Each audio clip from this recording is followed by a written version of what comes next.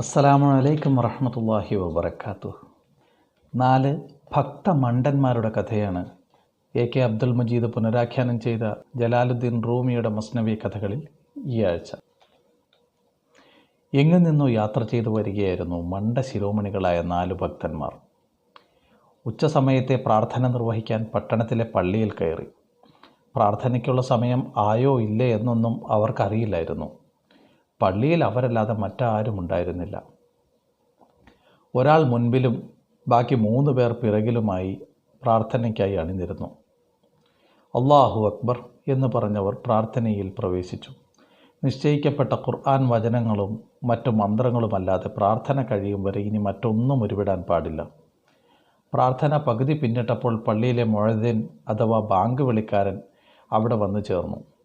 സമയത്തിനു മുമ്പേ നിസ്കാരം തുടങ്ങിയ ആളുകളെ ഒന്ന് ചൂഴ്ന്നു നോക്കിയ ശേഷം അദ്ദേഹം മിനാരത്തിൽ കയറി ബാങ്ക് വിളിക്കാൻ തുടങ്ങി. അവിടെ പ്രാർത്ഥിച്ചു കൊണ്ടിരുന്ന 4 പേർക്കും സംശയമായി. സമയത്തിന് മുമ്പായിപ്പോയോ തങ്ങളുടെ പ്രാർത്ഥന? 4-ൽ ഒരുവൻ ഉറക്കെ ബാങ്ക് വിളിക്കാരനെ വിളിച്ചു ചോദിച്ചു, ഹേയ് ബാങ്ക് വിളിക്കാരാ, സമയം തെറ്റിയല്ല ബാങ്ക് വിളിച്ചത് എന്ന് നിങ്ങൾക്ക് ഉറപ്പുണ്ടോ? അപ്പോൾ രണ്ടാമത്തെ ആൾ ഇടപെട്ടു, നീ എന്ത് മഠയനാണ് ചങ്ങാതി, നിസ്കരിക്കുമ്പോൾ സംസാരിച്ചാൽ നിസ്കാരം മുറിഞ്ഞു പോകുമെന്ന് നിനക്കറിയില്ലേ?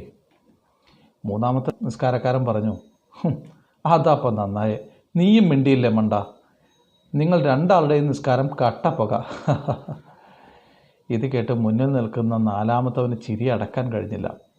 അവൻ പറഞ്ഞു, അതുകൊണ്ടല്ലേ ഞാനൊന്നും മിണ്ടാതെ നിൽക്കുന്നത്, ദൈവത്തിന് സ്തുതി, ഞാൻ മിണ്ടിയില്ല, അതിനാൽ എൻ്റെ പ്രാർത്ഥനയ്ക്ക് കുഴപ്പമൊന്നുമില്ല.